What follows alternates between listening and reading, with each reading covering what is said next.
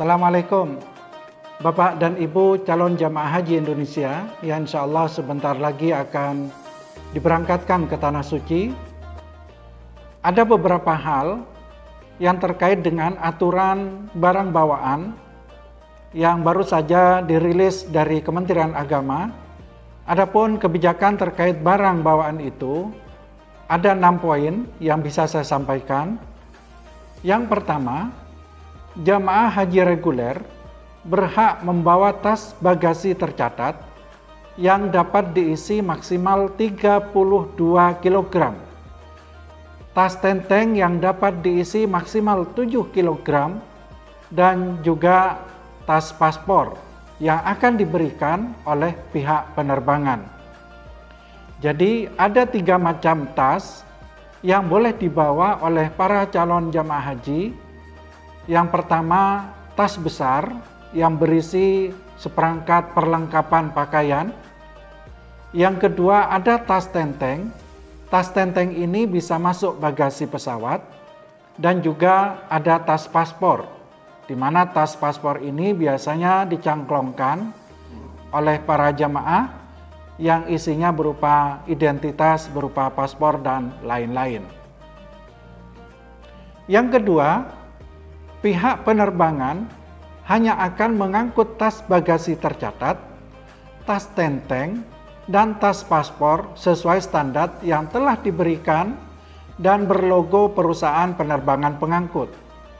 Jadi, selain tas yang 3 itu, tidak boleh dibawa ataupun tidak diperbolehkan untuk dibawa dalam penerbangan jamaah haji. Yang ketiga, sesuai dengan ketentuan penerbangan, barang-barang yang dilarang dibawa selama dalam penerbangan, yang pertama, ingat, barang-barang yang dilarang, yang pertama adalah barang-barang yang mudah terbakar dan meledak. Yang kedua adalah senjata api dan senjata tajam. Yang ketiga, gas, aerosol, dan cairan yang melebihi 100 mg kecuali obat-obatan.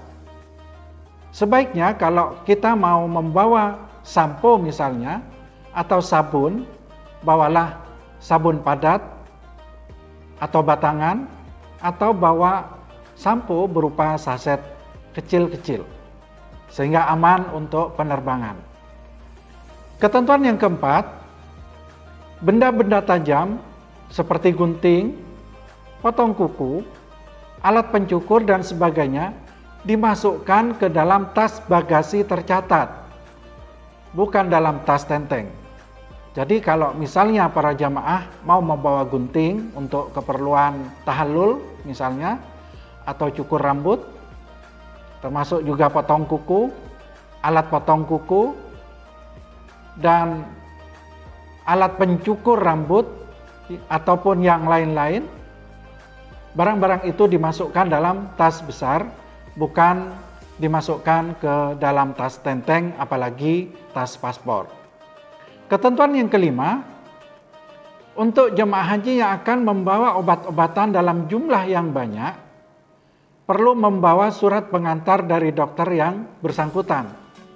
Jadi misalnya, ada para jamaah yang ingin membawa obat-obatan, entah itu rutin dikonsumsi ataupun berupa obat-obat yang sebagai cadangan, sebaiknya dicatat dan dilaporkan kepada dokter yang menyertai jamaah dalam kloter itu.